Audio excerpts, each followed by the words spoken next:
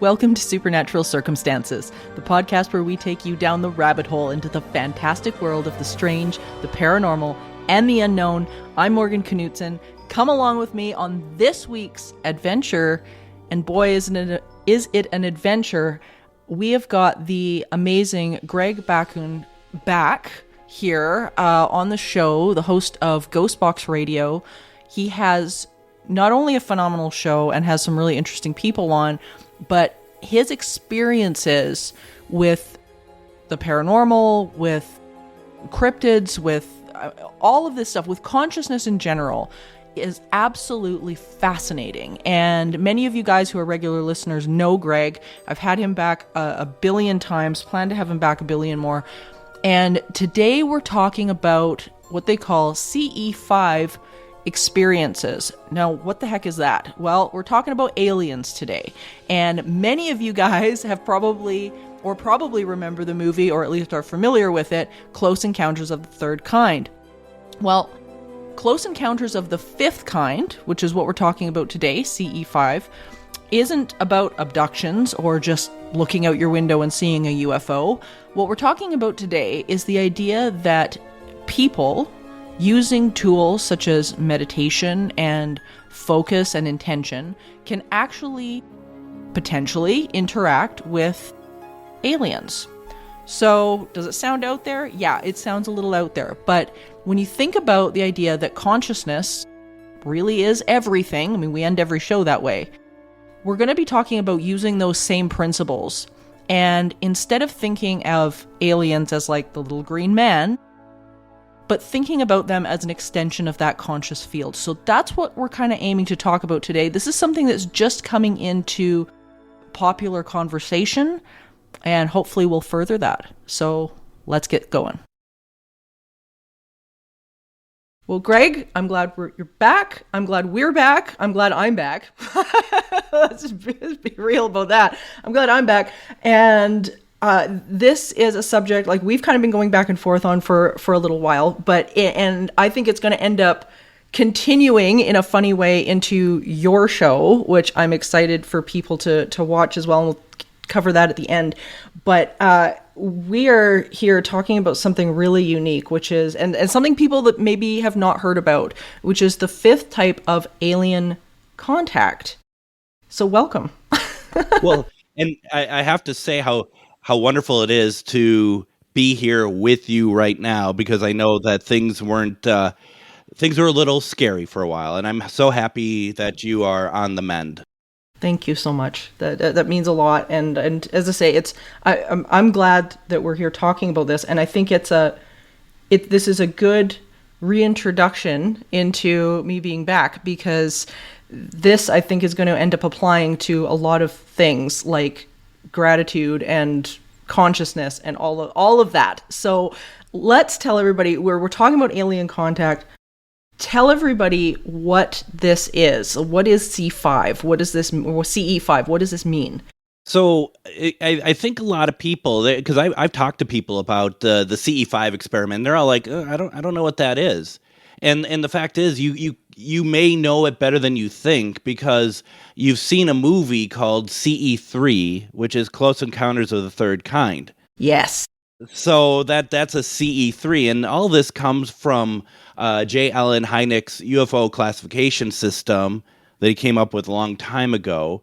So just really quickly, for those who are interested, like a CE1 is a sighting of a UFO at close range, and probably many of you have had that. CE2 is physical evidence, like scorch marks, radiation, imprints, if you believe like the crop circles, stuff like that.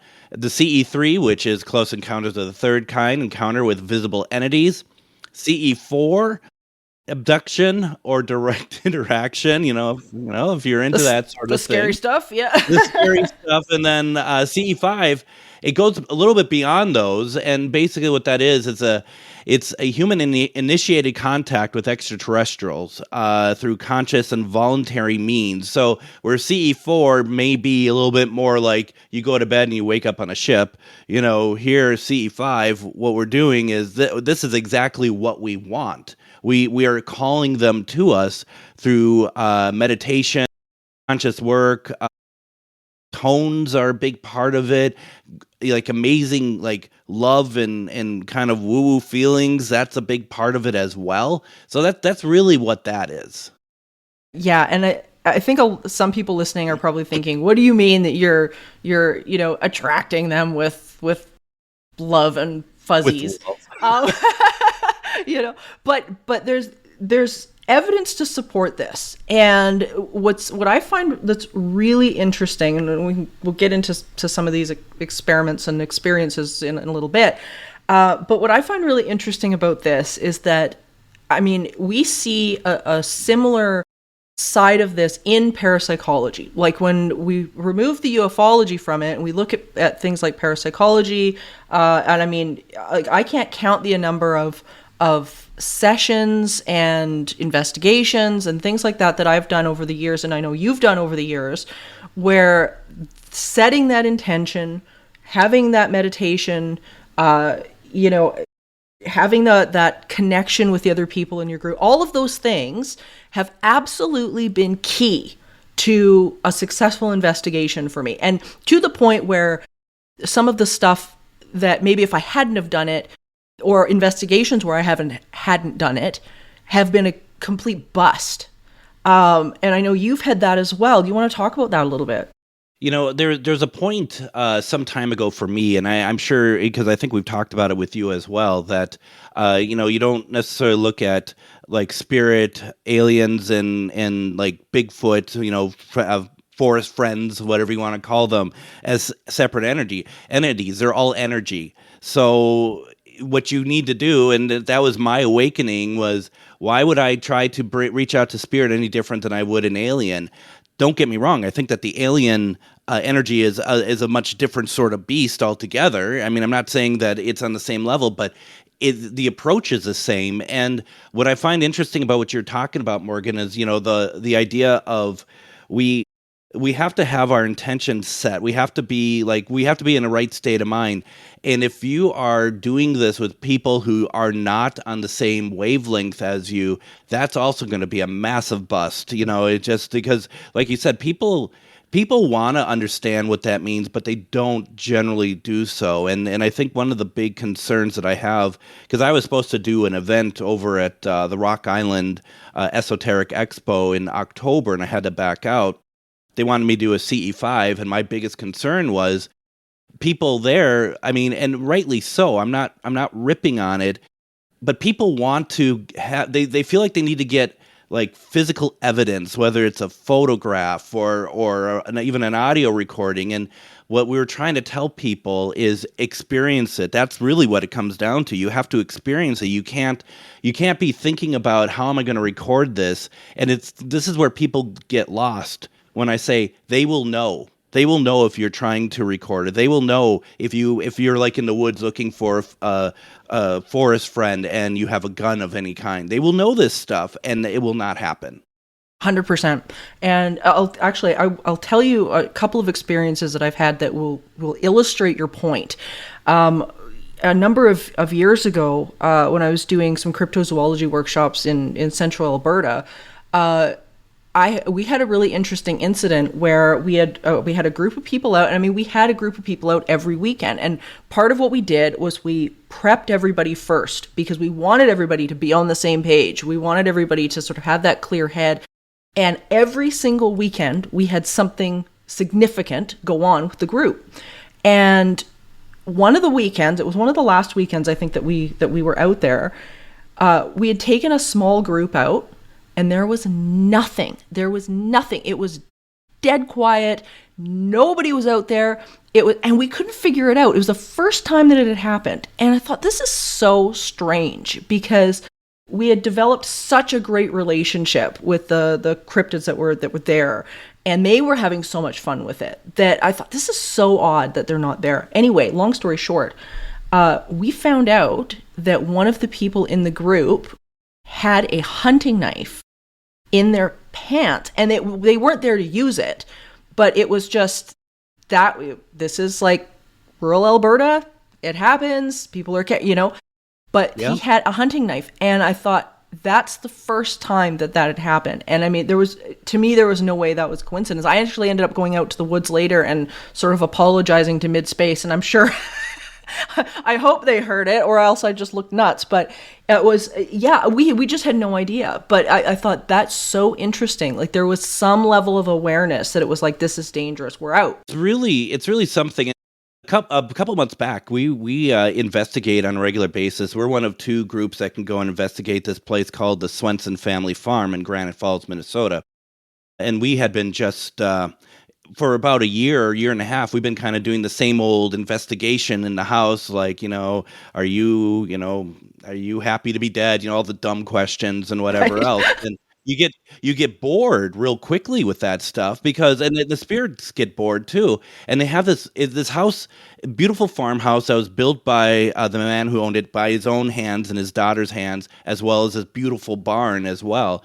And the second night of our investigation, I sat down with my team and I was just like, we got to do better. We have to do something to make us interested and whatever else. And what happened, to make also a long story short, part of the investigation took place in the barn where we went into a circle, not facing each other, and had some tripwires around us. And suddenly I recognized the energy, and that was more of cryptid energy. And suddenly I'm calling for inside the barn, can we get some eye shine? Can we get, somebody's reporting on the other side, like, I'm seeing eye shine in the corner of the barn. We go out afterwards, about 2 hours, 3 hours later, and we're in the farm itself outside in the field, and we're calling out. We have spirit box going. We're calling out for eye shine. We start seeing it in the trees, and I have spirit box going. And I don't think this is cryptid speaking, but through the spirit box, all of a sudden you hear this very loud, "I am Bigfoot." Oh, the and timing. and it's just like, it's not radio. I don't think it's the cryptids though. I think it's somebody who could very well just be having a spirit having a joke or something. But then you look back into this massive barn that's up on a hill. It's like picturesque.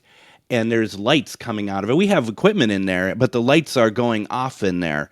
And at one point, I have Spirit Box, a big ass speaker, it's right next to it. And I hear my friend Shar going, "Did you hear that scream?"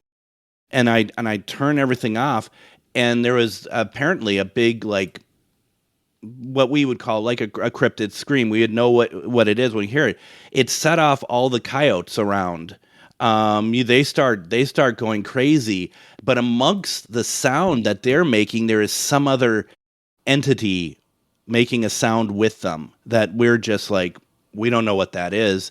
And it's literally circling us, and we don't feel like, the coyotes are coming to get us. It's more of like, what is going on? And it's incredible. It's absolutely incredible.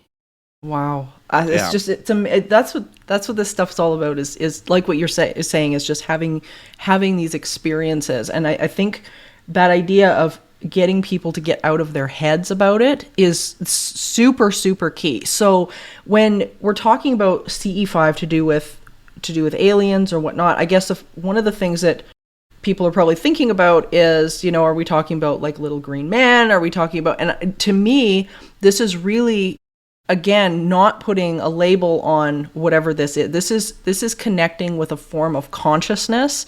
To me, whenever I think about this type of thing, and when I see these experiments that we'll talk about here in a second being done, it seems to me that it's like our consciousness interconnecting almost in a channeling type way with whatever happens to be there. Is that your kind of interpretation of this too? I think so. I think going forward, though, if I were to do it again, based on the experience I'm going to talk about here, I think I would try to be very specific, with maybe a little bit more specific for who I'm trying to reach out to, because in my opinion, I feel like that the Greys are basically worker ants, right? I think that they are there's I think there's levels within that as well, but I think there's they will come and they are very clinical with what they want to do, and I believe that's what the energy that we picked up, and I feel like that's kind of void of emotion, which I think is very important when we are trying to connect. The one thing I think the mantra I have developed over the past 4 or 5 years doing this specifically is careful for what you wish for because you will get it. Yeah. And that doesn't always mean a good thing. I mean, you have to, I don't know about you, Morgan, but I feel like no matter how prepared you are for wanting to reach out to any of these entities, when it actually happens, it's not like, there you are, my friend. It is, for me, there is a level of a little bit of fear from me, to be perfectly honest, and unknown, and the one I'll be talking about, I have someone else with me, and I realize, did I put him inadvertently in danger? Right. You Right. know. Well, tell everybody about this experience because this is really interesting. So the one I'm going to talk about. It will be my third experience, and this one really kind of sticks out a little bit because um, I was over at a friend's house in Wisconsin, and he doesn't live near the city, so we did this literally in his front yard. There's no houses in front of him. It's no pollution in the sky. It's absolutely incredible. And my method for doing this is everything I do includes spirit box. So I have a spirit box out there as well, and we start by setting the intention, right? We always start by setting the intention, and I'm with Spirit Box. I'm explaining what we're doing, who we want to reach out to, how we want to do this, everything else, and I'm feeling like I'm meditation wise, I'm in the zone, and all of a sudden there is this huge crash on the side of his house, and we go over, and it's a wood pile that's been sitting there for about a year and is completely demolished. And the first instinct I think people might be like, well, that must mean that there was like an animal around or something, and that's not illogical to think that. But Sure. at the same time, like neither of us heard any animal scurry off or anything. That thing just collapsed. And I think in hindsight, because it took me out of everything, I think maybe in the future I would have just been like, maybe we're not meant to do this tonight. But oddly enough, John, it got him to be like, I'm going to go and get my gun. Funny enough. And it's just the He two of felt us. threatened enough that he He was felt like he wanted to have some Yeah. protection. And so he goes back in, brings out his gun, and we start again, and we get further, and we have Spirit Box, and I'm using the SB7 Pro on it, and just trying to go, and we start noticing off to the side, he has, there's a lot of trees all over the place, and we see some light bouncing between trees right away, and it's just like, okay. And so now I start my my kind of trying to bring them forward, kind of stepping back for a second. John has had a lot of alien interactions of his own, a lot of them taking place in dreams that I do not for 1 second doubt are true alien interactions that are, he's never said this, but I do think that he may be part of a program of a hybrid between alien and human, because his dreams take place in an incubation center on a ship in That's different creepy. in different periods of one child's life. Bizarre. It's incredible. And he's had other dreams and whatnot, and I think somehow my friend Shar and myself and John are actually connected somehow with all alien stuff as well, and we've but that's a different story. So it's important that part is in there as well, because we start doing like trying to bring forward, and all of a sudden Spirit Box it just says something random, like, and I don't quite remember if it's like you'll like something like you'll be seeing us soon or something like that, or just even soon. And it's like I didn't know what that meant. And John said to me, "It's incredible. I just asked the question in my mind, when will I be seeing you again?" And that was the response that came through. And I can't remember if it was you'll be seeing us soon, or we'll be there soon, or just soon, whatever. And so that right away is like, okay. So we start, trying to bring them forward, and I start, and this is where you start wondering, is this your eyes playing tricks on you? But around us is this kind of a semicircle of kind of dashes of light that are starting to form. They're not very tall.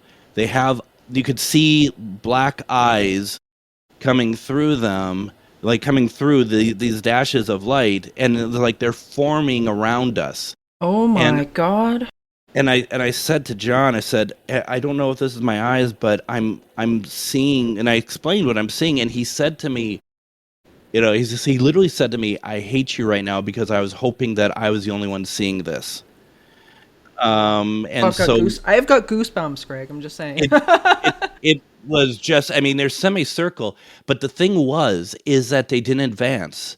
And this is where I was, the whole thing, careful for what you wish for, because the thing is, it's like, what do they want to do? I mean, the whole hope here is that it's all peaceful, but when it's not one, but like a kind of a semicircle, you kind of wondering, are we going to be taken, or is there another Right. plan? I mean, we just don't know. And I'm like, I wanted to do this. I've been telling John I want to do this, and now I feel like I'm putting John in danger.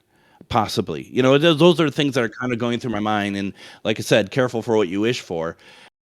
Um, John um had been, his dreams require was with different types of aliens, like, and I can't remember which ones exactly, but they're more humanoid. um and he theorized they didn't advance because he felt that other energy was there protecting us. Interesting. I don't know if that's true or not. I mean, and I don't think he's like, that's 100% what it is. I think we're theorizing there. And, there gets to a point where you're just like, I'm kind of done with this. I don't know what else is going to happen here. And so you think that would be the end of it. And No. so we go inside, and it's so weird because John's wife Chris is inside the house. And I don't know if you remember, like, being a kid and you have these awesome experiences, and you get home and your mom or dad asks you, like, well, how was your little, fun outing at the park, and you just had the greatest time of your life, and you're just feeling like, kind of like they don't even understand. They don't even understand what we just Sure. went through. So we get inside, and Chris like, so how was your little alien thing? I was just like, I was just like, it's hard. How do you explain it when they start off like that? But she Yeah. said, did you come in because of the thunderstorm? And I'm like, what? She goes, yeah, well, there's a thunderstorm out there, right? And I'm like, no. And she goes, well, because I'm seeing nothing. I'm seeing a lot of lightning outside. And she's looking to the backyard, and we're in the front yard. There's no What? lightning. There's no lightning at all. Meanwhile, I go into the restroom, and on my head, there's always been this kind of crease. I don't know what it's for, but I don't know what it's for. The abduction you don't remember, Greg. Yeah, right. And when they Yeah. split my skin off my skull, um, but I go in there, and it's really red and sore, and it's just like, I don't know what that is. I mean, I don't. Why is that even there? But so I come back. I'm like, yeah, it just, I don't. I look really. I like kind of look beaten a little bit. But the whole lightning thing, it wasn't until I had someone on my show, and they're talking about their experiences with alien abduction and stuff, and they talked about lightning. And I never heard that before. That apparently that is something that can happen, is that there is like lightning, what looks like lightning flashes. We get Chris goes off to bed, and John and I are just sitting at his breakfast nook. There's myself, an empty chair, in him at the breakfast bar, and we're just kind of talking over stuff. And I happen to look down, and there's this little ball of light, and it's just moving around in the chair. And I thought, well, that's weird. And I thought, well, Yeah. it probably is. Maybe it's some kind of reflection from like like a watch face, or he Right. has glasses on or something, and when he's moving, that it's moving the light and stuff. And I turn and look at John, only to see John staring at it too. And we're just like, I'm like, what the is that? And it goes up the back of the chair, down the chair to the floor, and it just goes away into another room. and I'm just as I try to be jokey about this stuff to him, just to try to keep it light. I'm just like, well, I'm glad I Keep don't live yourself here. sane. Yeah. Yeah, exactly. I'm glad I don't live here, John. And just like, I live here. And it's just it's really crazy. And it's and it had kind of for a while gave me second thoughts about doing it again, only because you got to be careful with this stuff. And we see this so often with people within like just like trying to get spirit interaction and stuff. You see the people who provoke, and I've always said the people who provoke generally are probably the ones who don't actually believe, so that they feel like they can do so. And I kind of wonder if there was a little bit of that with me with the CE5 of like, well, I'd be really surprised if something. I mean, I believe, Yeah. but I'd Well, be you're really not surprised if thinking that something something, happens. yeah, you're not thinking that something is going to show up like that. And that's what gets me with these experiences that people are having, and that have been documented, that are, going out to places like the Joshua Tree or Mount Shasta, whatever, that are sitting down and doing this, is that the rate of things actually happening, if you do what we're talking about, which is, the meditation and the alignment and all of that stuff, is really high. And I that's one of the things that has surprised me. So you get like these sort of UFO hunters and stuff that are, going out there and hoping to get something with a camera and whatever, and it's rare. And then you get these CE5 experiments, and it ain't so rare anymore. No, no, it isn't.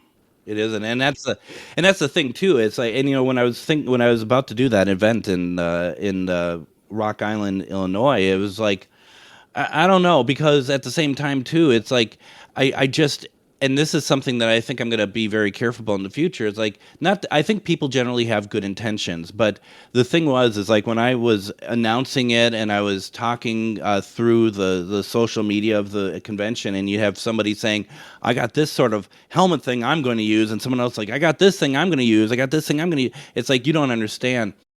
You got to be one voice. You have to be one thought when you do this. It can't be five different experiments. It has to be one person leading it and everyone being on the same page with how we move forward. 100%. 100%. And like we mentioned at the beginning, I'm sure the audience is going to think we're a bit of a broken record, but that intention setting is everything. And like, I mean, even in the parapsychology side, I get asked a lot, like whether I'm doing a workshop or whatever, I get asked a lot, well, what do you do to, protect yourself, air quotes, and whatnot. And I just tell them, I'm like, this is really about your own intention and vibration. It's not about the thing you bring with you. This is we're talking about consciousness and consciousness interaction, whether we want to label it as an alien, whether we want to label it whatever. There's something is showing up. And I know, like I haven't had a lot of like UFO experiences, but I had one here. Well, actually my mom had it, and I semi had it because I think the reason for it, just in the last couple of weeks, as a lot of people listening know, I was like super sick the last couple of weeks and in the hospital.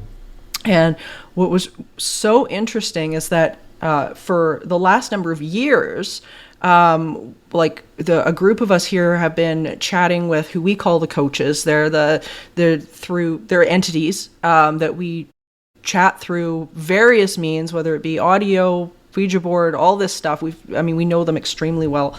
And what's really interesting is that two of them have come forward and said, we are not from here.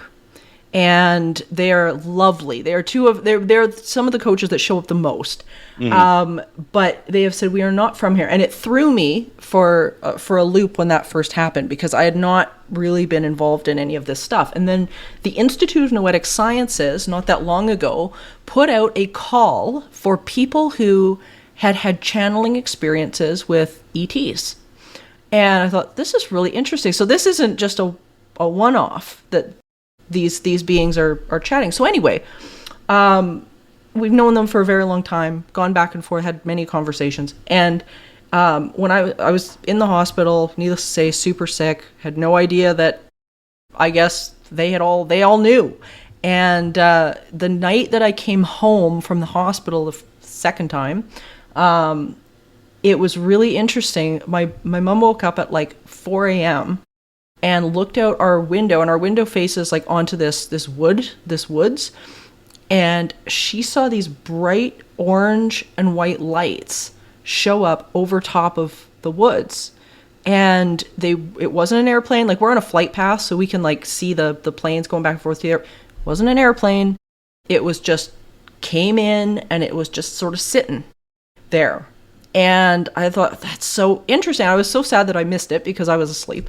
But when I was able to get back on the board, interestingly enough, one of the entities that seems to be somewhat alien in origin, just calls itself X, showed up. And X had not shown up on the board for, God, probably a year. And showed up, and I was like, X, I was like, surprising to see you. How, you good? What's up? Like, it's a shock. And then I realized, I was like, was that you the other night? He said, yeah. Wow. Yeah. And it was, so I thanked him profusely, because I think it was, hey, he got the word and he's checking up. But it was remarkable that this ship just showed up over the, and never happened before. Like, we've never seen it before. We don't get UFOs. We don't get, like, we're in the middle of the city, right? Yeah. So, but I thought beautiful. Isn't that the coolest thing? And it was like, really man, is. It was amazing. And just, yeah, you can't help but feel like just really loved and looked after that. Like, I was going to say, you have like high powered friends. Friends in high places. I know people, Yeah.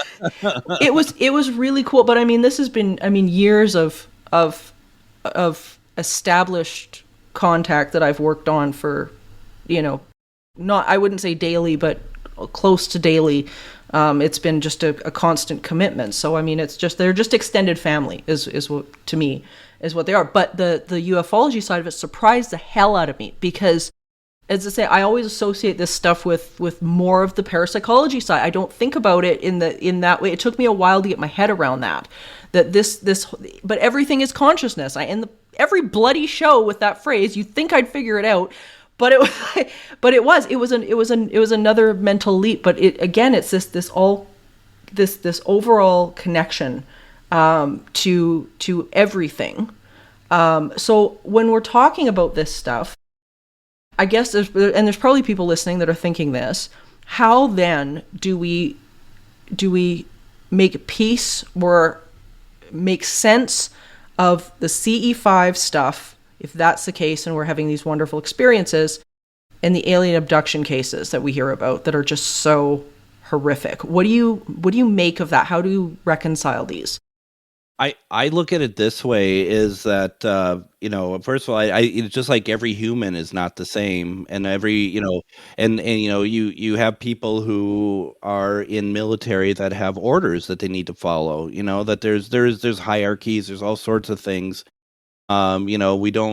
We don't have necessarily experiments where we bring military to our houses or anything, that are just because of, like, love and whatever. I mean, they do what they're supposed to do. And that's where I think that, like, CE4 and CE5 really kind of show the differences, where, yeah, you get this experience with alien with a CE4, but it's not going to be maybe what you want it to be.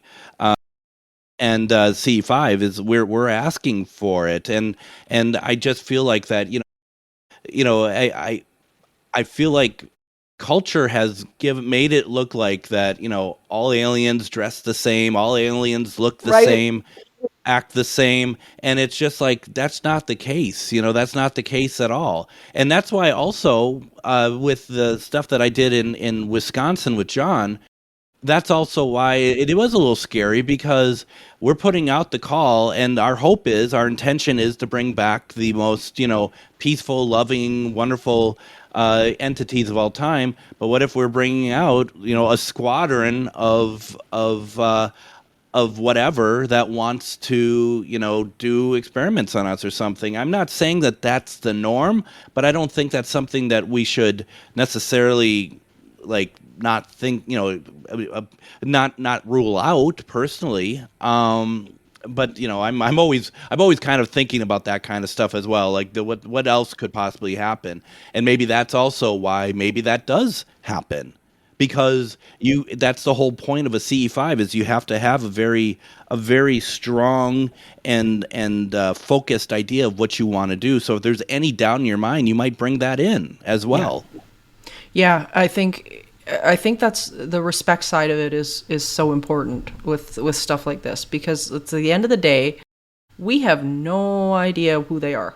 No clue. Like we really have no clue. It's almost like, chatting to somebody on the internet, right? Like, and we don't know who they are. And at the end of the day, and I think with, until you're face to face, knee to knee, having those in-person interactions, knowing that like it really is something that people need to be very, very wary of. I mean, there's enough of these missing 411 cases that are out there that you wonder how many of it, how much of it is stuff that's that's being brought on, right, by things like that. And I think that's where, and why both of us keep drilling down on intention, clarity of mind. What are you attracting? Look at your life around you and figure out where you are, what you're attracting, because that's going to be a mirror of what you get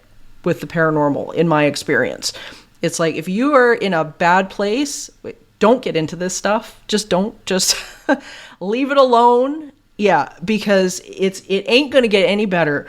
Like that's the one thing I've told my clients over the years for I don't know how long, 25 years, is that if the one thing that all of this stuff will do for you is it will show you exactly where you are, which is a great gift, because it'll either say, yes, I'm going in the right direction, or man, do I ever need to clean this up. But I can't help but feel that this stuff is really an explosion of that as well. I don't know. What are your thoughts on that? I would agree. I mean, it's just, I remember the first one I did, which I just was very simply, I didn't even know it was a CE5. I was just doing one of my Facebook Spirit Box sessions. I'm like, you know what, tonight, let's see if we can reach an alien. And, it starts as simple as that. And what ends up happening is that Spirit Box starts acting in ways that you don't expect. And then you have it at the fastest speed. It starts going faster than the fastest speed, which is like, why is that happening? And then I hear through the Spirit Box, we are coming. And I said, are you coming to Earth? Or are you coming for me? Ha ha ha. And the response was, for you. And okay, I just got chills. I have to interrupt you for a second, because twice through my connection, I have received the same thing. Oh, have you really? Yes. I have, oh my God, I have goosebumps right now. Yeah, I've received the same message twice. And it was, I am coming. I am coming. What was the aftermath to that? What was the result? We would ask about it, and we have a special made board that's got various words and emojis and all this stuff on it, so we can have a clear conversation. And they would repeatedly go to the word trust, just trust. So yeah, it's been sort of I wouldn't say there's been like an event that's happened, but it's been twice that I've received that, and it's like, I mean, we think we saw a UAP here, so I I don't know, but that when you said that, that just gave me goosebumps. So sorry for interrupting, but that was yeah. No. I mean, because it's true, and like like it sounds like that the event is yet to come for you. That's what I feel. Yeah, yeah, Knock on wood. yeah. That's it's Yeah. not quite there yet, and that night though that I started to develop a massive headache. People in the comments were talking about that they were not feeling well, which was really strange. My phone at the time fried for no reason. I wasn't using it, but it just died. Weird. And then that night, my cat Linus, he would have been everywhere, but that night he disappeared. Like not like he just hid. And that's always when I do these spirit box sessions. Used to always be a really good sign of knowing what was coming in the house based on Linus. Sure.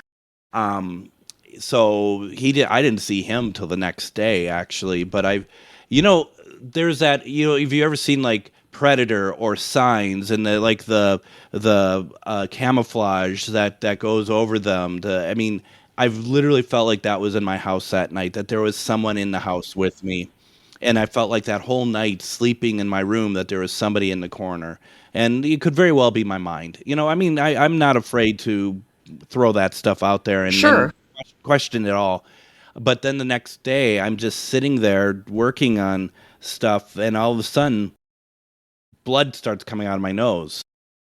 And like, what on earth is this about? And talked with, I had Kathleen Marden on my show, and after the show, I was just kind of trying to just see what she thought about this. She goes, "Oh yeah, you were abducted," No. and I don't know if I believe that. Yeah. But she just was like, no, that's a good, that's like a lot of the hallmarks of that sort of thing. And I'm just like, Great. yeah, I'm like, well, they didn't put anything in me. I'm not bionic or anything, and that's, I could use the help, quite frankly. But so yeah, I mean, it was crazy, but it was interesting though. After that, all sorts of things started to kind of go pear-shaped for me, for a period, well, for quite some time. And I don't know if it's from that or from other things, but that's where then, just like they'll start to try to bring in like, the guardian angels and stuff to help, because I was near death sick at that point afterwards, and that's a whole different story. But there, it just all sorts of weirdness came from that. Yeah. That's well, and that seems to be, like she was saying, so some of the hallmarks of these encounters, just in general, is that it doesn't really seem to stop at one thing, which I think is one of the things that people need to take note about. Is once you kind of crack that door open, it's very hard to close it. Yes. And a lot of the things that you're describing, even down to the phone dying, the lights showing up, throughout a lot of these cases, weird electromagnetic anomalies are present. And we see them too. I mean, we've talked before about our cryptid encounters and stuff like that, where there's been these weird sort of electromagnetic anomalies that have come with these things, Yes. which again is another parallel to so many of the other things, like hauntings, like cryptid stuff. Like there's so many parallels that seem to interconnect, and you can't really ignore the overlap. The overlap is so glaring that I think it just makes sense to me as a wild a notion as I think it might come across to some people, is to treat some of these alien encounters with the same type of dealings with consciousness that we do in other areas. But when you look at the overlap of similarities, it's really, really hard to ignore them.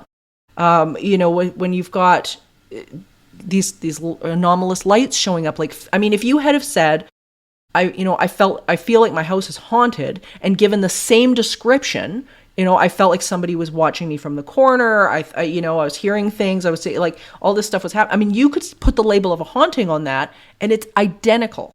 Yes. Yes. Well, and that's, I mean, I thought to myself, and I wonder if you felt the same way once you kind of had that breakthrough moment of energy is energy, and that why would we approach any of these any differently? that was my first thought: is how many times have I been in a paranormal investigation? I've actually been dealing with perhaps alien energy and not like spirits of those who have passed sort of energy. Because you're right, it's absolutely the same thing.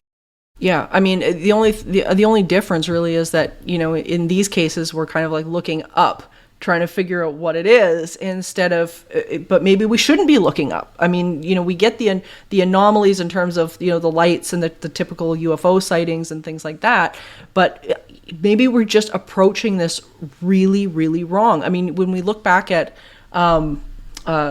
I think of like the Gateway experiments that they did with the CIA, with Bob Monroe, and how he was teaching so many of these agents and whatnot to be able to remote view and whatnot. And some of the things that they were coming back with and saying, like, I'm seeing these beings I don't understand. And if anybody's interested in reading that, the CIA report about the Gateway project is online. You guys can actually download the report. It's really interesting. But these agents were coming back and saying, man, like, I don't know what this is. I saw this thing.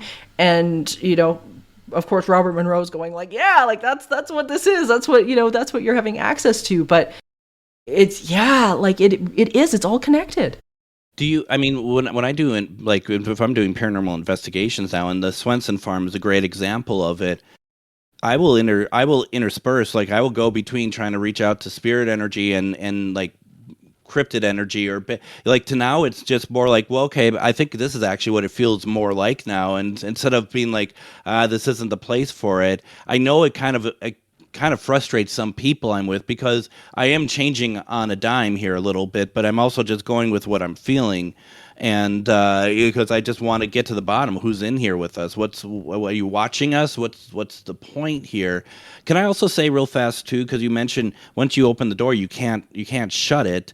As I asked Kathleen as well, I said, I have this theory that once you have this alien encounter, that you're kind of on there. You're not only you, but your family in generations now are on like the watch list going forward. And she's like, oh, absolutely. And I theorize that perhaps Betty and Barney Hill, they were able to see this and have this encounter, but who knows how long this relationship the family had with alien energy, how far back that goes. It could go back generations for all we know. That's a really, really, really good point. And to that point, which is interesting, just to touch back on the coaches a little bit, like one of the entities that comes through for me often is my great-great-grandfather. Mm-hmm. And what's interesting about that is that one of the other entities that comes through was his best friend, a fellow by the name of E.J. Pratt, and he was a poet. And when he first came through, when we asked who this was, and he said E.J., no, I didn't know who EJ was. I had no clue. I was like, EJ, is there a relationship between him and AD and whatever? And it turns out, yeah, they were like best buddies. And both AD was a poet as well. So it made sense. But it was interesting to see sort of the lineage come down and like the interconnections that all of these entities that I've been fortunate enough to connect with have together. I mean, it's not just a one-off. It's not just somebody I've never met or they've never met. It's like, no, this is somebody they were buddies with, and it's historically documented, and it's like, so I mean, to me, it just I think it just makes sense. I think if you've got somebody who's interested in that connection and is open enough to it, and I honestly think they're looking for people that are not going to freak out. Yes. They're looking for people that are like level-headed, that want just to have a good conversation. And once that connection happens, I mean, why would you let it go? I wouldn't let it go if I was in non-physical. There's no way. No. And, it's also interesting too that, what I'm calling a CE5, with what you have been experiencing with X, which in my mind is a CE5, but you would never look at it that way, because this has been going on. This is just communication. This is just reaching out to someone that you care about. 100%. 100%.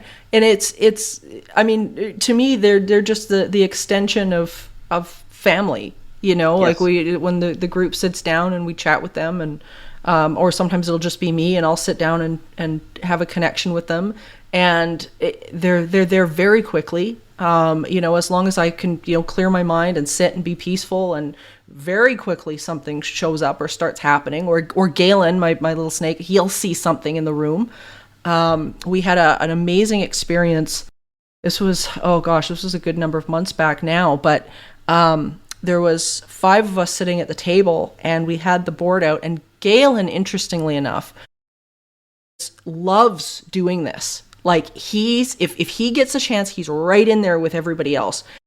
And everybody was sort of asking questions and whatnot, and I said to Galen, I'm like, I'm like, go ahead, you go ask a question, And he, in the middle of the table, he got up and he sat up, he periscoped up about 2 feet, and it was almost like he went into this complete, like, medium trance. It was the most fascinating thing. Everybody at the table was staring at him and going like, this is wild.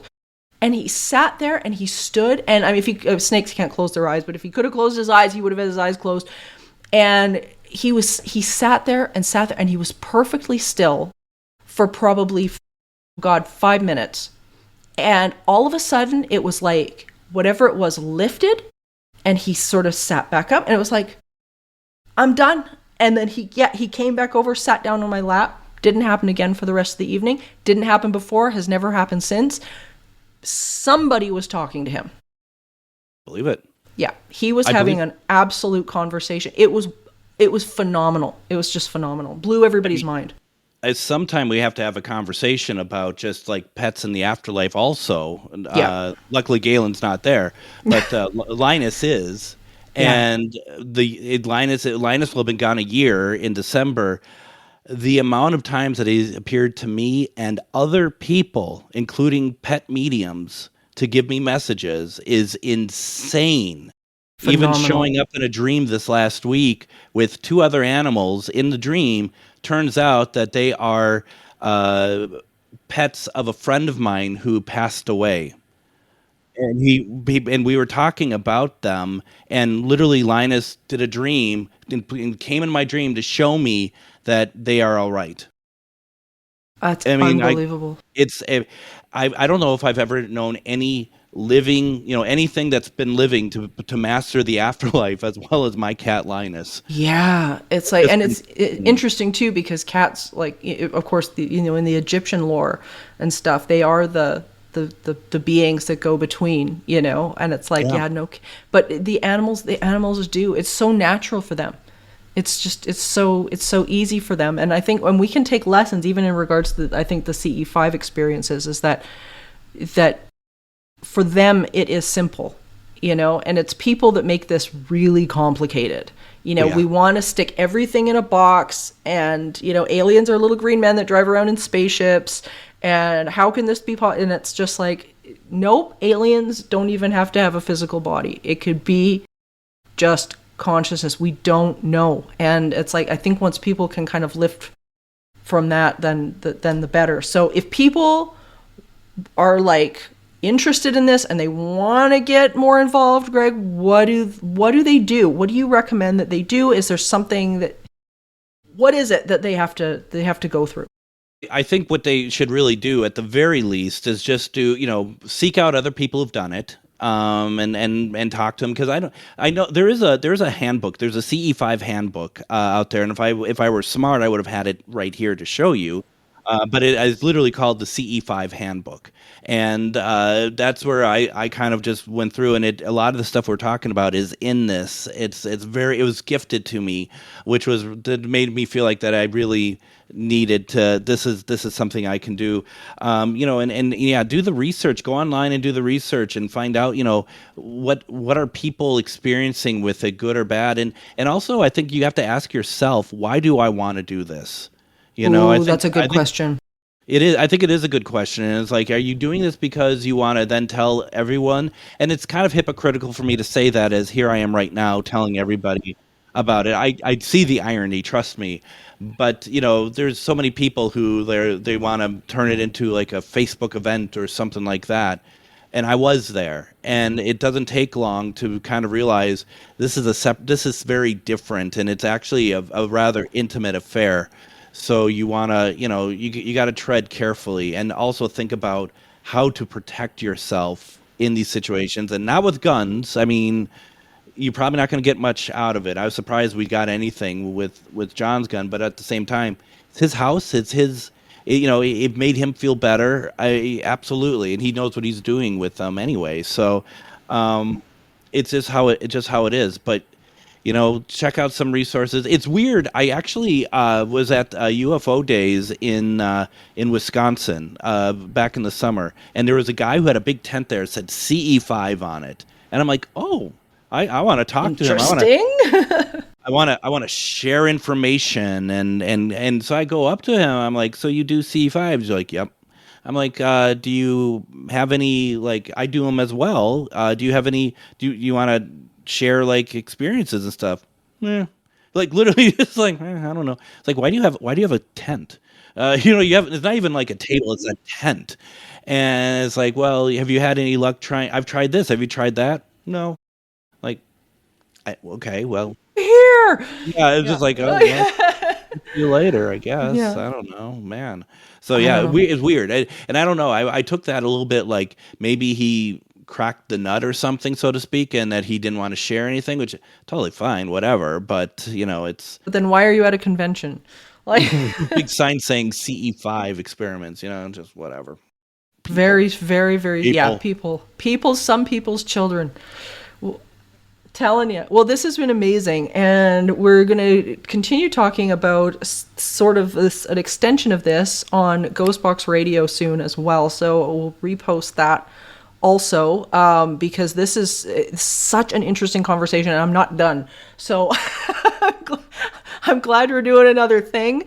This has been great, Greg, and we'll put links to everything in the show notes for people. So if they want to get the book, then they can get the book as well. So. This has been awesome, so thank you. Thank you very much. Well, what an interesting conversation with Greg. Man, I'm telling you, this is a new era, I think, of science, and as we're kind of moving into the idea that everything really is connected, everything really is consciousness, this is something to really take a look at. One of the people who's taken a lot of heat for this approach, and many of you will know this name, is Dr. Stephen Greer. Now, many people think, okay, the guy's a quack. A lot of people have many issues with what he does. But the reality is that many of his groups that he has taken to places like Mount Shasta and many others that over the years, many groups have come back with some very interesting results, including photographs, really interesting encounters, lights that nobody can explain. Many of the things that Greg was talking about have been caught on film and seen by mass witnesses. So is it mass hallucination? Well, that's a stretch. And many people who use that term don't actually realize what mass hallucination actually entails. But the reality is that there's an overlap, as Greg and I were talking about in the show, of all of these different types of phenomenon. And I've seen this in cultures throughout my teaching career, even when I was doing teaching in post-secondary, talking about social work, psychology, and belief systems. I noticed this a lot when I was talking about parapsychology with a lot of these students, where they would be arguing about various experiences within their culture. Well, this is my story. No, this is my story. This is my culture's story. But the reality is a lot of this phenomenon really does transcend that. It transcends labels. It transcends cultures.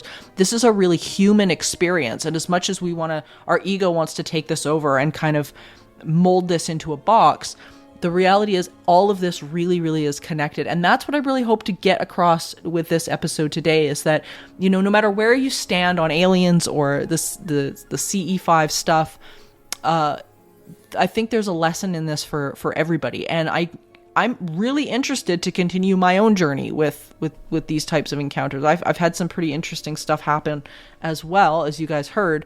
And I'm interested to see maybe if you guys have had experiences as well with this type of thing. So please join us in Supernatural Circumstances after the show on Facebook and share some of your experiences with this if you've had any. I'm very, very curious. So I'm always curious. That's why I'm doing this show. That's why we do this every week, isn't it, guys? Yeah. So anyway, thank you for joining me on this eerie and interesting expedition, dear listeners. And remember, there is no line between the natural and the supernatural. All is consciousness. Until next time, stay curious, friends. Supernatural Circumstances is a co-production of Entity Seeker, Paranormal Research and Teachings, and the 20th Plane. This podcast is a part of the Curious Cast podcast network. You can find out more about me, Morgan Knudsen, and book me for live appearances at entityseeker.ca. You can also email the show at supernaturalcircumstances.com.